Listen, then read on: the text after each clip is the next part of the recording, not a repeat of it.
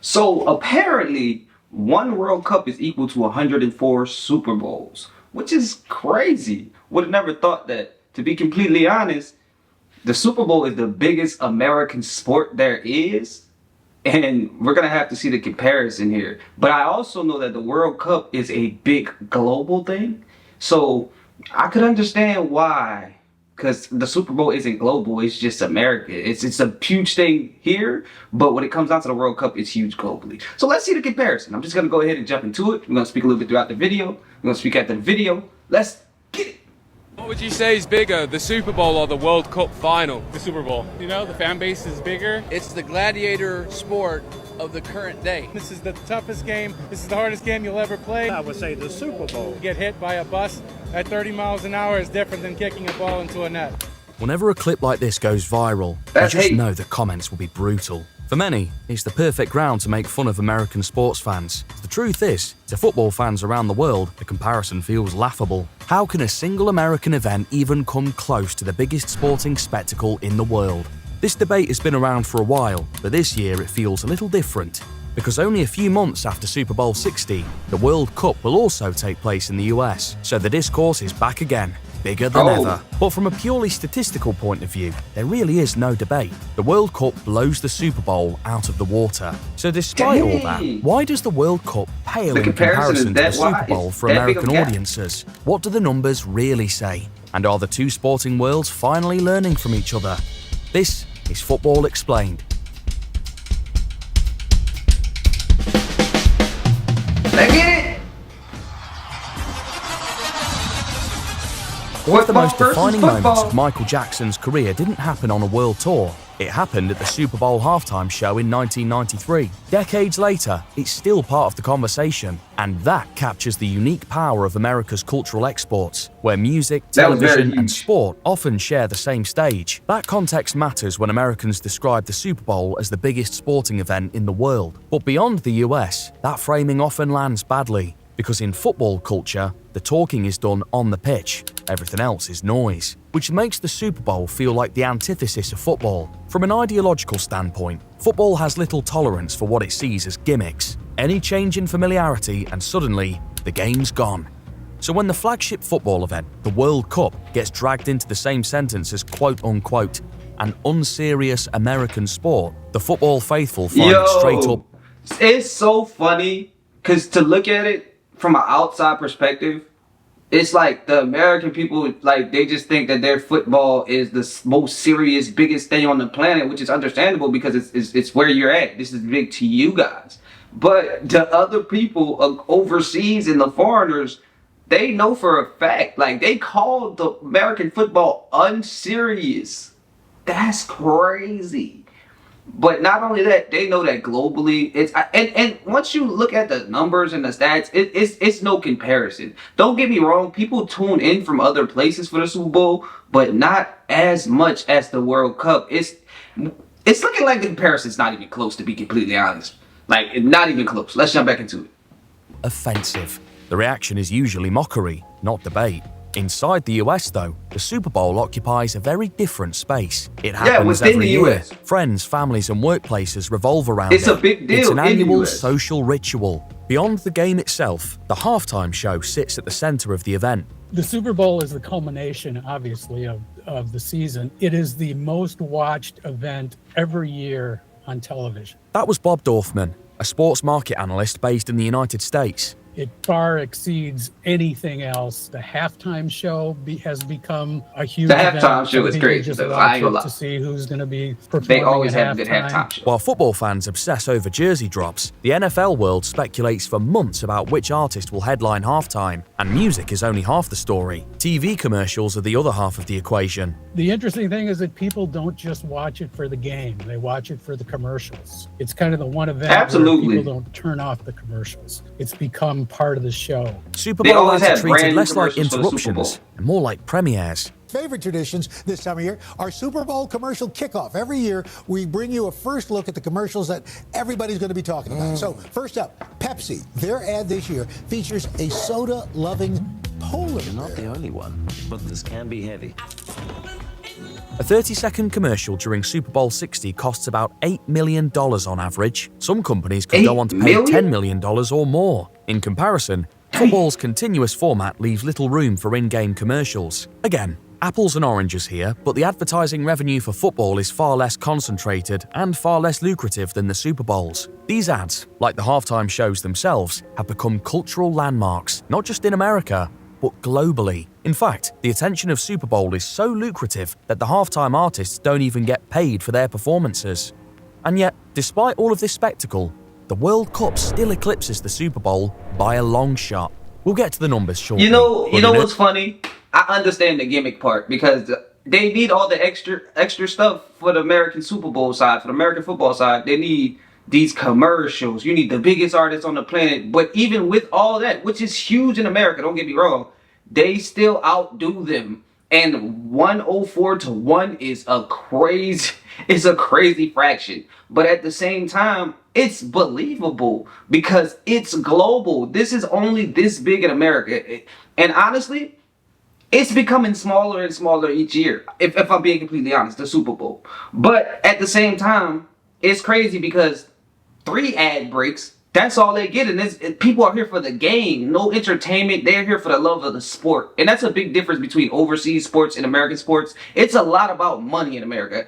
30 ad breaks. The person that performs for the Super Bowl doesn't even get paid, and I wanted to speak on that a little bit. It's more of a privilege to be the person that's chosen to perform for the Super Bowl because the Super Bowl is so big in American sports. But the fact that the fact that Americans try to make it bigger than everything else because it's the biggest thing to them, I just find that's just weird. That's just weird. And I understand this is your sport, this is your teams, y'all love this. This is die hard fandom. But at the same time, you can't just put it over everything just because you want it to be. It looks like the World Cup is blowing the Super Bowl out the water, to be completely honest. And honestly, they're more focused on the sport. They're more focused on the passion and the game than all this entertainment and quote-unquote gimmicks. I do get what they're talking about. And I do think they're really, really onto something. Let's jump back into it. Early 2025, FIFA President Gianni Infantino threw fuel on the fire with a comparison that didn't go down well at all. Was this part of the plan in expanding it to give some of these nations the opportunity to have that moment, to have that celebration? Well, 100%. The World Cup next year, the FIFA World Cup, Canada, Mexico, United States. As you said, 104 matches, 104 Super Bowls actually in 1 month. Here. This was Gianni Infantino's attempt to explain the scale of the World Cup to an American audience, that with 104 matches in the tournament, each one is effectively a Super Bowl level event. But is that really a fair comparison? Before the numbers, have 104 individual matches? When people say World Cup finals, they usually mean the entire tournament. The final, singular, is just the last match. And that distinction matters when numbers enter the picture. The only true comparison you can make is the World Cup final versus the Super Bowl. Obviously, the World Cup is a series of matches.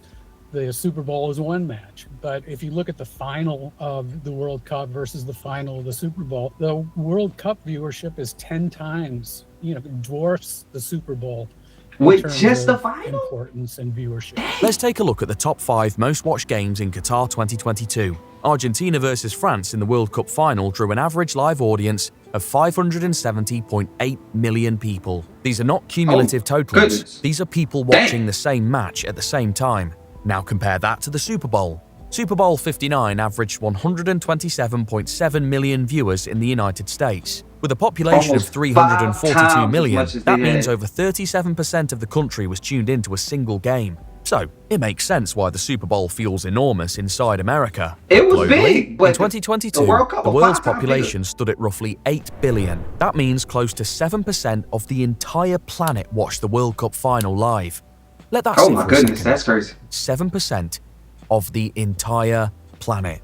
There's no real comparison when you go head to head, but this is where context matters. That's an insane percentage. The World Cup happens once every 4 years, whereas the Super Bowl happens every year. I think what Infantino is doing is adding up the viewership of every World Cup game and comparing that to the one Super Bowl, that does not make sense. But to say that it's 104 times is ridiculous. Super Bowl figures are measured as average minute audiences within the US, and they spike sharp. Well, I'll say this. It's not really ridiculous if you think about it. It's not ridiculous whenever you think about the fact that if we're talking about the full World Cup and not just the final match, then yeah, it's definitely 104. Like, it equals 104 to that one Super Bowl because they get that many more games and they're tuning in for each of these games. Super Bowl is one game. And even when you compare the final World Cup game to the one Super Bowl game, it still blows it out the water. So, I mean, it doesn't really matter. But the fans get a lot more from the World Cup. And also, I'll say this. I didn't know that the World Cup only happened every 4 years and the Super Bowl happens every year annually. So, with that being said, that means that the World Cup is being waited on. These people are anticipating that. They have been waiting for years for this. So the anticipation is crazy. The World Cup would be bigger. It would definitely be bigger. 104 games compared to that one game, and you can't even compare the two things. So yeah, it's super huge. And even if we compare that one final game to the Super Bowl game, they still blow them out the water like 5 times more than the Super Bowl viewership. So at the end of the day, I don't think there's even a comparison. If we're just being honest here, like, the World Cup is huge. Now, at the end of the day, American football fans are always going to feel like their sport is better than the football or soccer overseas. But at the same time, football or soccer overseas is always going to think that their sport is better than American sports. And also, we could say that for rugby also. Rugby definitely thinks that their sport is better than American football. So it really depends, and it comes down to which side you're on, to be completely honest, if you're thinking about it. But if you're being honest and non-biased, as like not worried about, well, I'm an American football fan, so I have to go with it. If we go with just the statistics and the stats and the analytics, oh no, the World Cup is definitely blowing the Super Bowl out the water. It's hard to believe because it's such a big thing in America, the Super Bowl, but the World Cup is just even bigger. Let's jump back into it. Around halftime, one event spreads attention across a month every 4 years. The other concentrates it into a single night every year. That also explains why not every World Cup match carries equal weight. Group games don't pull final level audiences, and that doesn't diminish the tournament. It shows how scale distributes itself across several matches. In the NFL, even regular season games can rival or exceed many World Cup group stage audiences. A Thanksgiving game alone can reach nearly 40 million viewers inside the US. So perhaps the Champions League final is a fairer comparison, where the numbers are slightly closer, and comparing it to every World Cup match moves the story in the other direction. If anything, these numbers clarify what each event is designed to do. The World Cup maximizes reach. The Super Bowl maximizes concentration. Once that distinction is clear, the question shifts. And while the rest of the world keeps arguing about which is bigger, the sports organizations are playing a much bigger game. With the World Cup just months away, we're creating the most premium content we've ever made. A dedicated World Cup docuseries, exclusive deep dives you won't see anywhere else, a members-only newsletter, and a few secret projects. If you want to be ahead of everyone else, sign up today using the link. It's completely free to sign up. It will give you early access to our videos straight away. Just premium football storytelling straight to you. By signing up, you're directly supporting the content you're watching. Thank you for being part of it. We'll see you on the other side. Now, back to the video. It was a quick plug. Sure, these are two very different sports, but the more interesting story is what they've both figured out along the way, that the best outcome is borrowing from one another. And over the past decade, especially in recent years, that's exactly what's been happening. Football, for example, has increasingly leaned into eventization. Opening ceremonies have always mattered at the World Cup, but live performances tied to match days are relatively new. The 2026 World Cup final is set to feature a Super Bowl-style halftime show, and before that, Champions League experimented with pre-match concerts featuring artists like Lenny Kravitz, Dua Lipa, and Linkin Park. These moments have become part of football culture, even if the reception is still mixed. Some broadcasters have even opted not to broadcast the concerts live, but instead focus on the pre-match analysis. Interesting thing to me is that they just announced that there's going to be hydration breaks during each half of every World Cup game, no matter what the weather is. And that presents an opportunity for advertisers to spend money, which has always been a difficulty for soccer to catch on in America, is because there really isn't an opportunity for advertisers to spend money and run commercials. So allowing that to happen for 3 minutes, sort of turning the World Cup, instead of halves, turning it into quarters, which makes it more like a football game. You know that all the advertisers, which helps them advance their sport. Sponsored World Cup games here is loved. I'll say this, guys. I'll say this. Any great people in anything, you know that you take a little bit from here, you take a little bit of here, you put your own spin on it, you change it up a little bit, make it your own, and that's how you make things better. Any great people, anybody that knows how to develop and evolve, they know that you take things. You take the good things, you leave the bad, and you make yours better. Honestly, I think that's something that everybody does around the world, even whenever they're competitors. If you see something your competitor does good, you might want to add that in. Honestly, to be completely honest, adding in those hydration breaks, I was about to say water breaks, adding in those hydration breaks will give them extra time to advertise, will give them extra time to put in those money-grabbing distractions, let's say, those commercials and advertisement and endorsements, but it will also advance their sport. If they're already 104 times more than the Super Bowl, then that would only advance it more. And honestly, a good halftime performance or a good break with some advertisements will bring in more viewership. Honestly, sometimes you gotta go along to get along. And to stay relevant, you got to keep evolving. So I do appreciate the fact that they're going to start doing these hydration breaks, having more advertisement, and also possibly having a halftime break in 2026, which will evolve them into even bigger. And then there will possibly be no comparison for the Super Bowl. It'll possibly be bigger than 104-1. And I love the way we see it evolve. And the World Cup, like I said before, is a lot more global. The Super Bowl is a lot more American. And I'm not saying that other people from other places don't watch the Super Bowl, but predominantly America stops for that night, and we're all watching it. But when it comes down to the World Cup, oh my goodness, multiple places stop because they play it everywhere. It's loved everywhere. And there's so many different places. France, Argentina, Africa. There's a lot of different places involved, including America. So football, y'all can't have that one. I'm just gonna throw it out there. You can't have that one. American football, you cannot have that. Super Bowl cannot have that. The World Cup is definitely bigger. Let's just be honest. Let's jump back into it.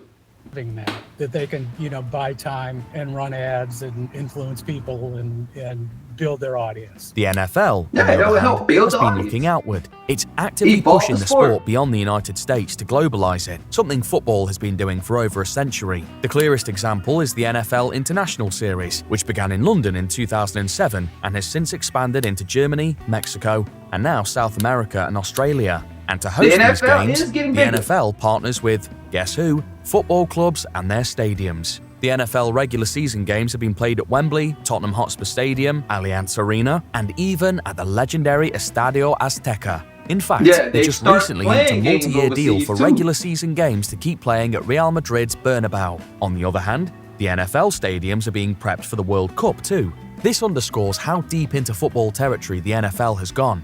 If the trend continues and the NFL keeps pushing into new markets, there could one day be a Super Bowl outside of America. NFL Commissioner Roger Goodell has said an international Super Bowl isn't unthinkable long term, especially if the league ever adds a team outside the US.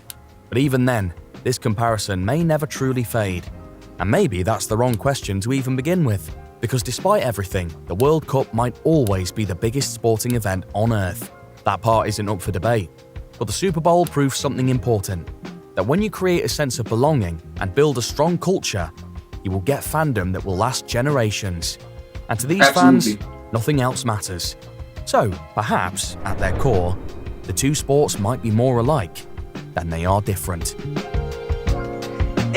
If we're being honest, the two sports are very similar. So maybe it's taken a leaf out of the Super Bowl's butt. Over America, the way they do sports is remarkable, and we can obviously take loads of pages from their book. But it's the World Cup. Everyone knows about it, and everyone wants to win it. If you live outside America, you probably watch the Super Bowl, but you're not overly bothered about it. Whereas everyone Absolutely wants true. to watch the World Cup. Even if you don't like sports, you watch the World Cup. So yeah, 1,000,000% bigger. That's the thing. A raise of hands. Would anyone actually watch the Super Bowl if it's on? You would. 3. Well, y'all can't. I'll say you can't just say even if you don't watch sports, you'll watch the World Cup, which is that is the same for both. I mean, even if you don't watch sports, you might watch the Super Bowl. Now, I will say the global thing is very different. You know what I'm saying? Everybody does know about the World Cup. And a lot of people know about the Super Bowl also. But the Super Bowl is trying more now in this generation to expand overseas, which is something that the soccer fans and the World Cup fans have already done. They're already in all these places that the Super Bowl and the NFL is trying to set up now. And they're trying to have a Super Bowl overseas, which is a thought right now. The World Cup is gonna be in America pretty soon, which that's a big deal. But I'll say, in my opinion, they are very similar. Like, you can't throw out the window that they aren't very similar. And also, on top of them being very similar, they take from each other. They take from each other because things that work, why don't we add them in? You know what I'm saying? I know we're competitors, but at the same time, if they decided to work together to push each sport farther, wouldn't that be a good thing? I just think that would be a good thing. And I don't think you should be mad, like, if the NFL takes something from the World Cup, or the World Cup side takes something from the NFL. I think you should just think that, hey, we're doing something right, and they had to bite on us. That really, they had to take it from us. But either way it goes, as of right now, even though they are similar, when you really think about it, the two sports, the advertisement, kind of similar. World Cup is way bigger. World Cup is light years bigger and ahead of time because they're already moving. They already have all these people invested. But the fandom and the generations of people in America, it's super strong. We have people that have been Cowboy fans since 1950, and then their grandsons and their great grandsons, and they all become Cowboy fans because of them. So you have generations of Americans, but we do have to accept the fact that the Super Bowl is not as big in other places, or for sure overseas, or just any place that's not America. It's just not as big as it is in America. But vice versa, the World Cup is huge no matter where you go. No matter if you're in Africa, if you're in America, if you're in Argentina, if you're in France.